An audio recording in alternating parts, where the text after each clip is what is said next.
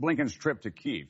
A strong signal of the U.S.'s resolute backing for Ukraine amidst Russian aggression, and a clear demonstration of the United States' steadfast commitment to Ukraine during its resistance against Russian military aggression. Secretary of State Antony Blinken visited Kyiv on Wednesday.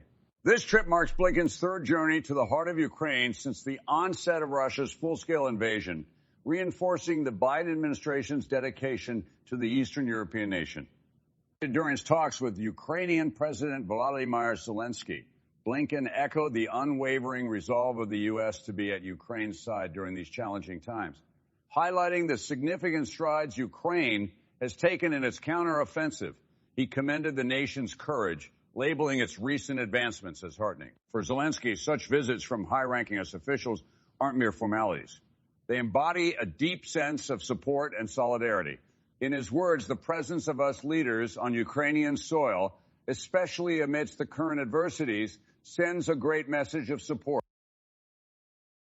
Underscoring the tangible aspects of the U.S.'s backing, Blinken declared a substantial financial aid package tailored to boost Ukraine's wartime efforts. Amounting to over $1 billion, this aid is intended not just for short-term military assistance, but also for long-term infrastructure, governance, and humanitarian needs of Ukraine. One of the major portions of the aid, a sum of $175 million, is dedicated to replenishing the military equipment of Ukrainian forces. This includes vital components for air defense systems, guided multiple launch rocket systems designed for HIMARS, essential munitions, ammunition, and state-of-the-art communication systems. Importantly, these crucial pieces of military hardware will be sourced directly from the U.S. Pentagon's vast stockpile. Breaking new ground in its support, the U.S.'s aid package also, for the first time, incorporates munitions made of depleted uranium. This element can significantly bolster the firepower of Ukrainian forces in their bid to push back against Russian troops. However, the aid isn't just about military prowess. A substantial $300 million is aimed at fortifying Ukraine's internal law enforcement mechanisms, which are pivotal during such conflicts. An additional $200 million is designed to fortify initiatives that enhance governmental transparency and combat the deep-seated issues of corruption. The same amount has been set aside to address the burgeoning humanitarian crisis, providing relief to citizens affected by the conflict. Perhaps the most symbolic and strategic gesture made by Blinken during his visit was his announcement regarding the direct transfer of seized Russian assets to Ukraine. While the specifics in terms of the exact value of these assets or the exact timeline of the transfer were not divulged, the intent was clear. Blinken emphasized that it's only fitting that those who have been instrumental in propelling Putin's aggressive warfare should bear the cost. Ukraine's rising confidence in breaching Russian defenses amid an intense counteroffensive.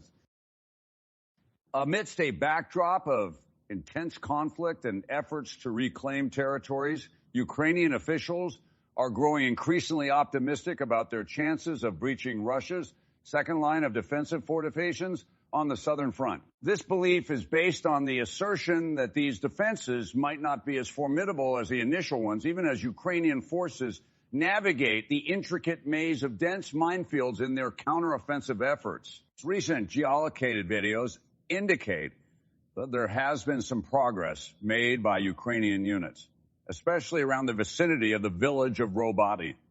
This village, situated in the southeastern part of the Zaporizhzhia region, was reclaimed by Kyiv in August, and efforts are now underway to expand this territorial gain. With a strategic intent, the Ukrainian military seems to have shifted its focus towards Tokmak, a town located to the south of Roboty.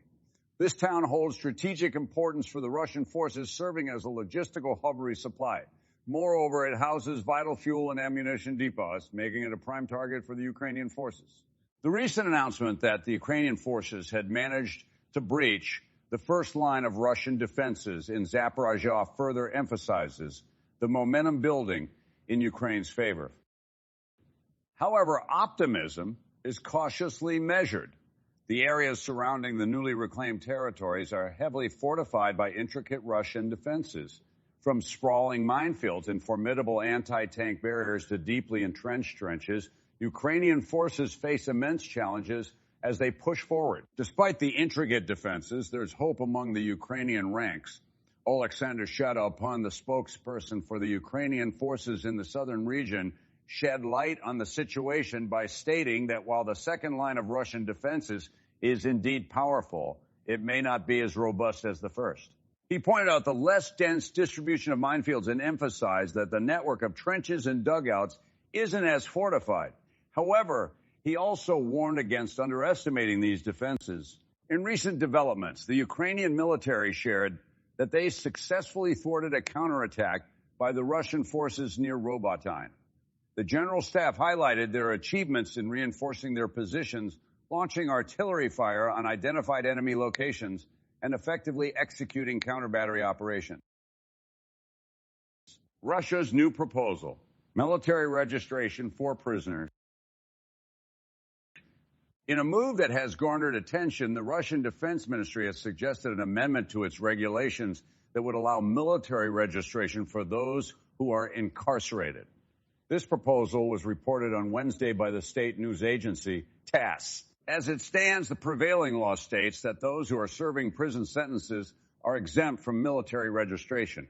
However, the Defense Ministry aims to change this, introducing the idea of a special military registration tailored for conscripts and individuals who are eligible for military service but are currently behind bars. To facilitate this registration, correctional institutions, correctional centers within the penitentiary system, and military commissariats located nearby these institutions will be involved.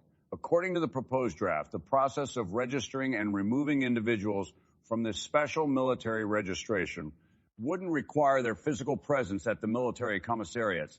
Instead, lists of prisoners updated based on incoming, transferred, or released inmates would be provided by the correctional institutions to the relevant military bodies. This proposal takes on added significance in light of recent revelations regarding Russia's use of prisoners in the ongoing conflict in Ukraine. Moscow has reportedly engaged the private mercenary company Wagner to bolster its forces on the front line using prisoners. Initially, Moscow vehemently denied any such arrangements, but this strategy was later confirmed and publicly supported by the late owner of Wagner, Yevgeny Prigozhin. The depth of prisoner involvement in the war became even clearer when some of these prisoners claimed to be directly employed by the Defense Ministry. Furthermore, recent testimonies from other prisoners have brought to light the harsh and brutal conditions they experienced on the front lines. In summation, the Russian Defense Ministry's proposal to amend military registration regulations is not just a bureaucratic move. Given Russia's documented use of prisoners in the Ukrainian conflict, this proposal could be an indication of Moscow's intentions to institutionalize the practice.